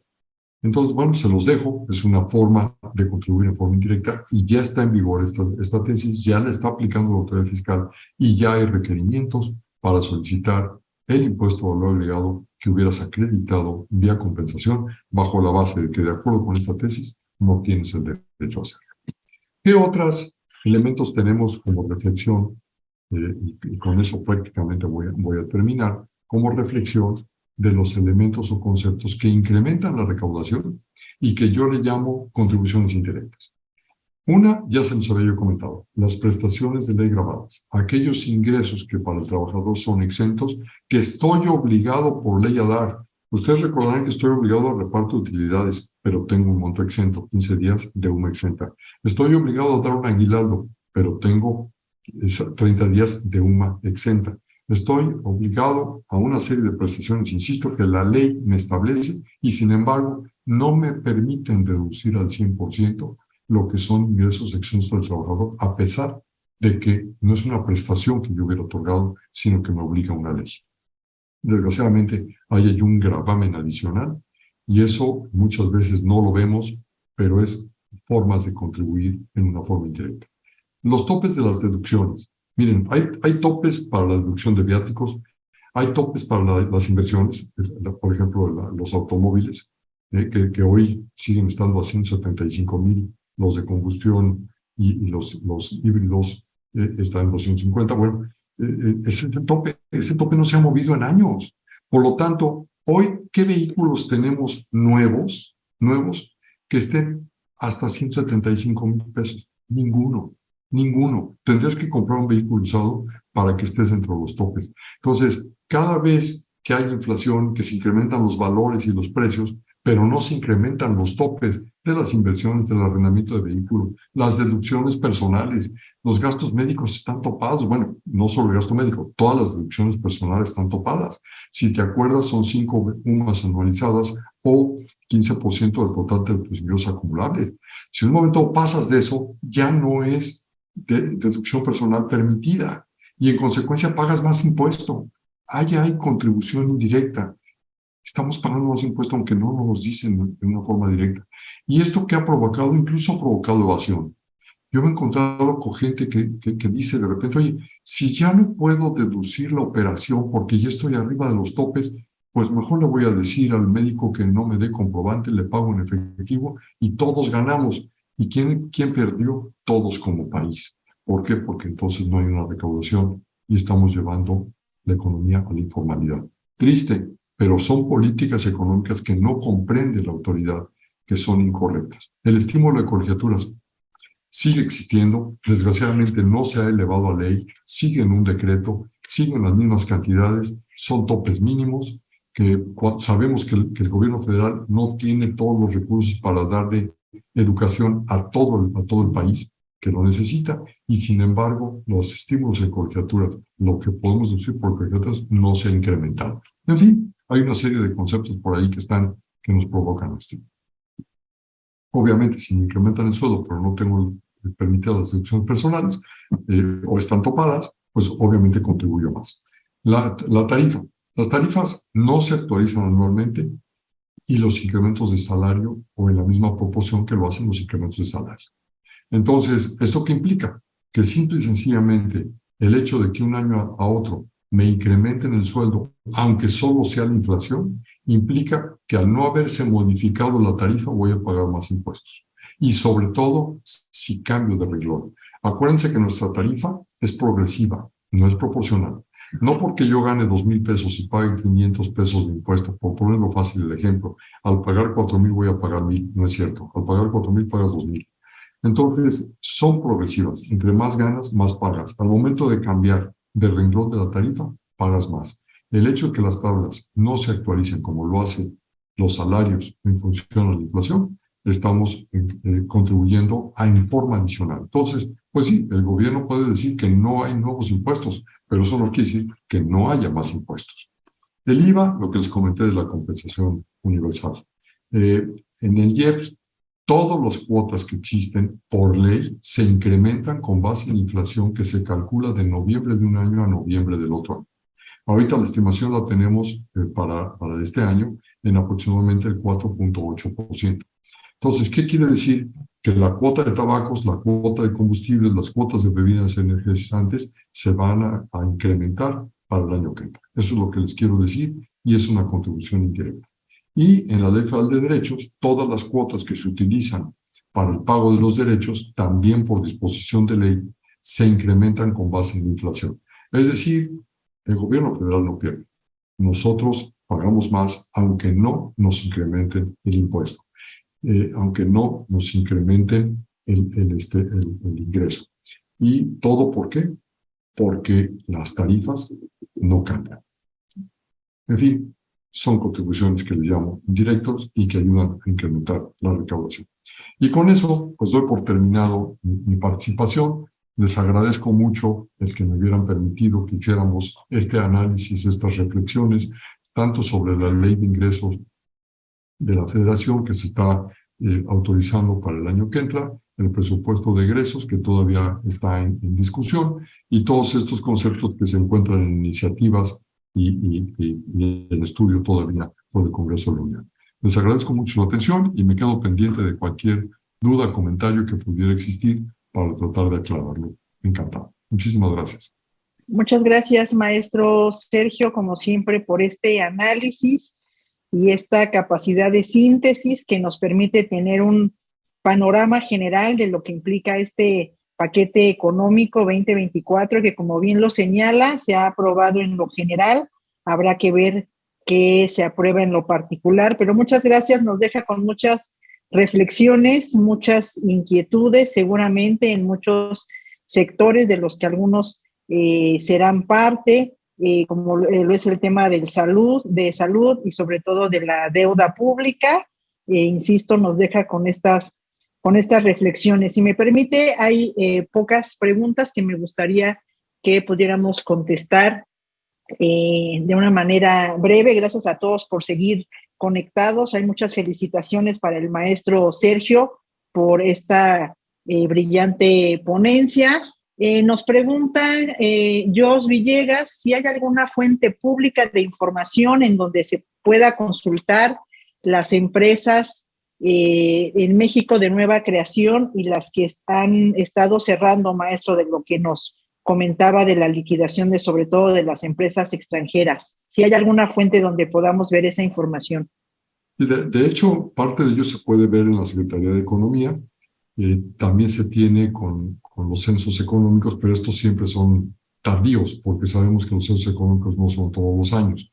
Y hay estadísticas por parte de la autoridad fiscal de las empresas que en un momento dado se crean y las que se desaparecen. Gracias, maestro. También nos pregunta Jos Villegas si también en alguna parte puede consultar la estimación de tasas de interés de otros países. Bueno, hay varias páginas a nivel internacional en las que se puede buscar vía Google las tasas de interés que tienen otros países. Sí se puede, es simplemente poner ahí en el buscador tasas de interés de tal país o existe, si mal no recuerdo, una página en la que hacen un comparativo de tasas de interés a nivel internacional. Sí lo hay, vía la web. Gracias, maestro. Y dos preguntas con relación a los eventos que se están suscitando en Israel respecto a si se prevé un incremento en el precio del barril por esta situación mundial y si México estará haciendo algo para prevenir todo lo que desencadene estos sucesos a nivel internacional. Dentro de lo que es toda la exposición, lo que tiene que ver con las políticas y criterios económicos que se establecieron, no se menciona absolutamente nada de esto. No tengo noticias de que el gobierno como tal estuviera previendo algo de ello. En los análisis que se estuvieron haciendo de cuanto al presupuesto, a la ley de ingresos para considerar el tema del precio del barril, sí se está considerando el que realmente pudiera estarse incrementando el precio del barril. Sin embargo, miren, hay una situación ahí. Como yo les decía, ya se autorizó, ya se aprobó por la Cámara de Diputados la ley de ingresos. Faltaría ver qué dice la Cámara de Senadores, pero la de Diputados ya lo autorizó y lo están aceptando con ese presupuesto de 56.7 por dólar. Dólares por barril. ¿Eso qué quiere decir? Lo que les decía, que puede haber más recursos que se reciban si se incrementa el costo. En teoría, no debería repercutirnos en cuanto al precio del barril, sino en beneficio, porque si se incrementa en costo, vamos a vender más caro. Sin embargo, también tenemos un tema que nos repercute y es que seguimos importando gasolinas. Nosotros exportamos crudo, pero importamos gasolina. El precio de los combustibles en México se regula por el precio a nivel internacional de los combustibles, en específico el sur de Texas. En consecuencia, si en un momento dado existen costos adicionales por el tema del costo del barril, el precio de los combustibles podría incrementarse. En el presupuesto, en la ley de ingresos, se estableció este incremento que les ponía yo respecto del IEPS con los combustibles, precisamente porque consideraban que venía una baja. Y eso no se modificó para efectos de este análisis con respecto a lo que está pasando en Israel. Maestro, y bueno, este es un tema controversial que tiene muchas aristas, pero nos los vuelve a preguntar Víctor Hugo Monroy. ¿Qué opina respecto a que existe el IVA en los alimentos y medicinas? Efectivamente es controversial. Yo en lo personal, creo que sí debería existir. creo que sí debería existir y deberíamos tener una disminución en el impuesto a la renta. Ojo con lo que dije, no estoy hablando de que incrementemos simplemente un impuesto y no toquemos el otro. Yo creo que son más fáciles de administrar y mucho más rápidos de recaudar los impuestos indirectos, los impuestos al consumo, que los impuestos directos. Tenemos varios ejemplos de eso. Tenemos países como Alemania, que tiene tasas positivas de los impuestos al consumo del 21% y la tasa del impuesto a la renta está en el rango del 15%. Y eso no repercute en una baja en la recaudación, por el contrario. Hace un ratito les decía yo, todos contribuimos. Se dice que los grandes capitales no contribuyen, pero todos hacen algún tipo de gasto. Compran boletos de avión, compran propiedades, lo que sea. Ese tipo de cosas tienen un impuesto incluido y esos impuestos es más rápido y más fácil administrarlos y recaudarlos. Entonces, yo estoy a favor, no con la misma tasa general del 16%, creo que debería haber una tasa diferenciada, una tasa baja, pero creo que sí debería existir. Y nos pregunta Gabriela Titla, ¿qué pasa si no se ejecuta el presupuesto de egresos? Bueno, si no se ejecuta el presupuesto de egresos, se supone que es un dinero que sobró en los recursos y entonces, en consecuencia, en el siguiente año se tendría que pedir menor cantidad de recursos porque ya se tiene un sobrante. Desgraciadamente, no es algo que en México se acostumbre. Muchas veces lo que sucede es que se están llegando a los cierres de año y anticipan compras con tal de lograr tener los mismos recursos para el siguiente año. Desgraciadamente es lo que sucede en la práctica, pero lo que sucedería es eso. La teoría es que se tendría que disminuir el recurso del siguiente año. Esto sobró, se queda guardado, no debería destinarse a otros conceptos. Y en cuanto a la Ley Federal de Derechos, nos pregunta Toño Pineda si el Aeropuerto Internacional de la Ciudad de México está sujeto a este 9% adicional que nos comentaban.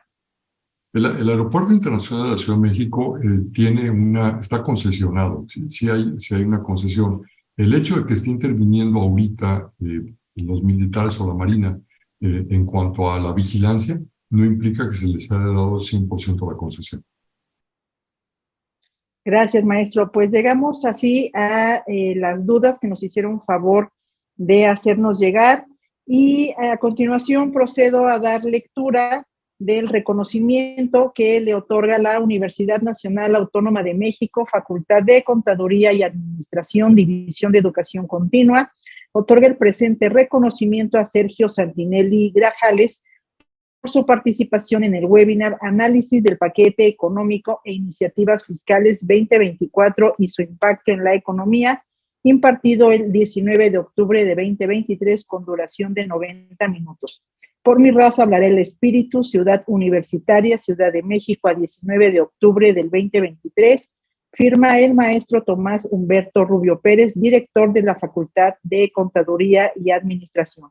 Maestro Sergio, muchas gracias por haber aceptado esta invitación, por su generosidad en tiempo y en la preparación de este importante análisis, y a todos los que nos acompañaron a través del Zoom y a través del Facebook. También nos preguntaban, va a quedar grabado este webinar en el Facebook para su posterior consulta, y los invitamos a seguirnos en nuestras redes sociales para que nos acompañen en otros webinars similares a este, con temas de interés, con expertos de esta talla y de esta calidad, como lo es el maestro Sergio Santinelli. Muchas gracias, maestro Sergio. ¿Algo que quiera agregar para tranquilizarnos? No, simplemente mi agradecimiento a todos ustedes en cuanto a lo que es esta invitación. Es un placer siempre participar con mi querida Universidad Nacional Autónoma de México, en particular con la Facultad de Contaduría y Administración y, por supuesto, con la División de Educación Continua. Agradecer todo el apoyo para que se pueda llevar a cabo esto. Y bueno, no nos queda más que esperar que las cosas se mejoren. Creemos que van a haber tiempos mejores. Muchas gracias a todos.